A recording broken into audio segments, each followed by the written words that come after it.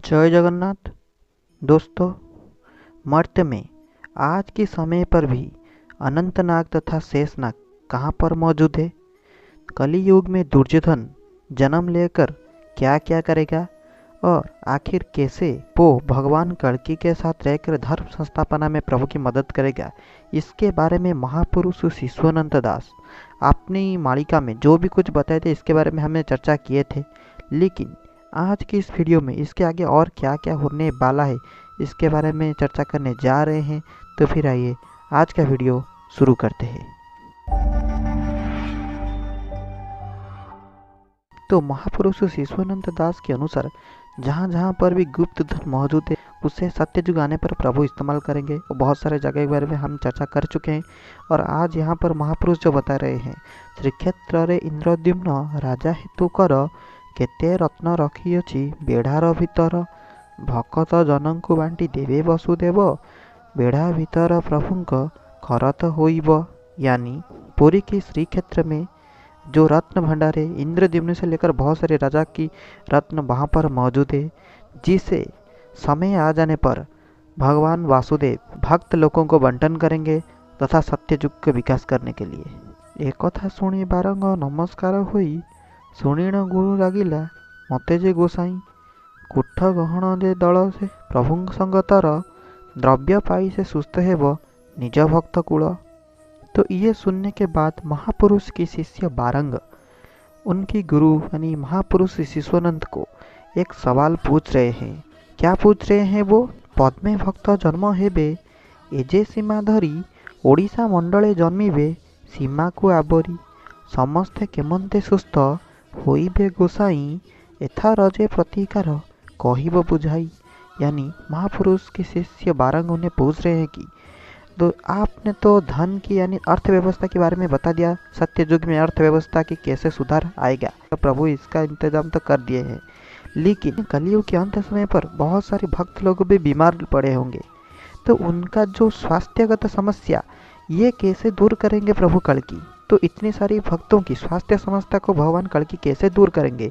तो इसके उत्तर देते हुए महापुरुष बोल रहे हैं कि भला बारंग प्रसन्न चित्तरे विचारू टिकक कथा को तु ही गंठी करी धरू कारण बेलरे प्रभु कमल लोचन भक्तों को जे देखी करी दया करो नारायण। यानी महापुरुष बोल रहे हैं, यह बहुत अच्छा सवाल तूने पूछ लिया बारंग। जैसे ही कलियुग का समाप्त होकर सत्य युग आएगा तो बहुत सारे भक्त लोगों भी बीमार पड़े होंगे, तो उनकी ये दुख कष्ट भगवान नारायण से यानी भगवान कल्कि से देखा नहीं जाएगा। वो इसका इलाज करने के लिए क्या करेंगे? इंद्र को डकाई प्रभु आज्ञा से करीबे मीना वृष्टि कर बोली श्रीमुखे कहिबे। तो भगवान इस समस्या का समाधान करने के लिए इंद्र को पुकारेंगे और इंद्र को भगवान आज्ञा देंगे कि तुम मीन का वृष्टि करो संसार में। तो जैसे कि हम जानते हैं कि बारिश का देवता इंद्र होते हैं, लेकिन यहाँ पर सिर्फ जलों का यानी पानी का बारिश नहीं होगा, आसमान से मीन वृष्टि के बारे में महापुरुष यहाँ पर जो बताए हैं। हाँ, कुछ लोग को ये सुनने में थोड़ा अजीब लग रहा होगा, लेकिन मीन वृष्टि कोई अजूबा चीज़ नहीं है। आपकी जानकारी के लिए बता देता हूँ कि बहुत सारी जगह में मीन वृष्टि हो चुका है। होता यह कि चक्रवात या छोटे मोटे तूफान की वजह से मछलियाँ और काफ़ी सारा सामान उड़कर आसमान में चले जाते हैं। अगर तूफान समुद्र में आ रहा हो तो मछलियाँ तूफान के साथ ऊपर उड़ जाती है और बरसात के साथ में नीचे गिर जाते हैं, जिसे मीन वृष्टि कहा जाता है। तो ऐसा ही कुछ घटने वाला उस समय पर। आज्ञा पाइबा समय शीघ्र चली जीव चारि मेघ डकाई से हुकुम करीब। और प्रभु से हुकुम पा जाने पर इंद्र आसमान में मीन वृष्टि भी करेंगे। कहाँ से कहाँ तक की मीन वृष्टि होगा? सुवर्ण रेखा ठारू ऋषिकुल्या जाए संबलपुर ठारू पारादीप जाए।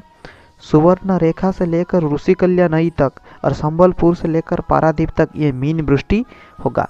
तो आप ये पूछेंगे, इस मीन वृष्टि हो जाने पर भक्तों का क्या हित साधन होगा?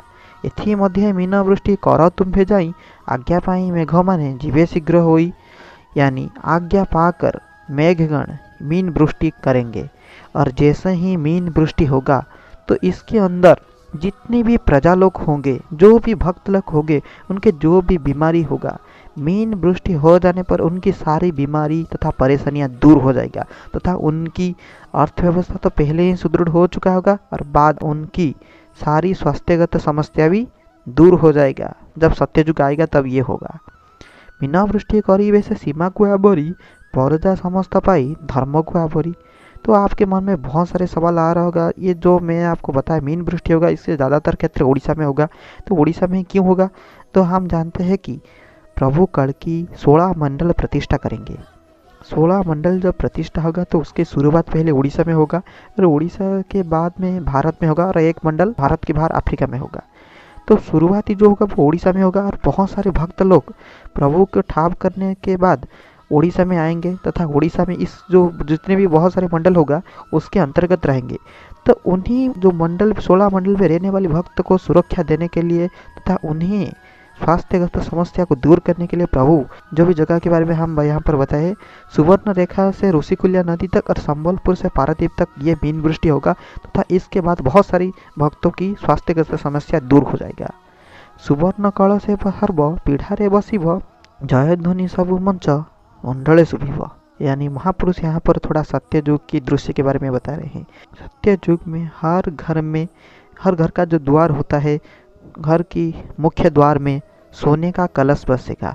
और क्या कर रहे होंगे लोग? प्रजानने भक्तजन आनंदे होइबे कृष्ण नाम उच्चे वणी भक्तिरे भासिबे हरि हरि सदे मही उछुली पड़िब हरस होइब मही सर्वे देखुथिब। सत्ययुग में हर लोग प्रभु हरि का नाम भजन कीर्तन करते रहेंगे, कृष्ण नाम का भजन करते रहेंगे। तो इस तरह से प्रभु का नाम कीर्तन कर ही लोग अपने जीवन अतिबाहित करेंगे। बारंग कहते श्री गुरु का मुख चाही कहा लगी अवतार हेवे भावग्राही। क्यों लोक दुष्टन रूप होइब संसारे कारो लगी प्रभु जन्म कल्कि अवतारे। यहाँ पर जब सत्ययुग के बारे में महापुरुष बताएं, इसके बाद बारंग अपने गुरुदेव को पूछ रहे ये जो भगवान कल्कि आएंगे, कल्कि अवतार होगा, ये क्यों होगा, किसे नाश करने के लिए और क्या कार्य संपादन करने के लिए कल्कि अवतार होगा। तो इसकी उत्तर देते हुए महापुरुष ने जो भी कुछ बताया है इसके बारे में हम आपको अगले वीडियो में बता देंगे। आज के लिए सिर्फ इतना ही, फिर मिलते हैं अगले वीडियो में। तब तक के लिए मुझे विदाई दीजिए। जय जगन्नाथ।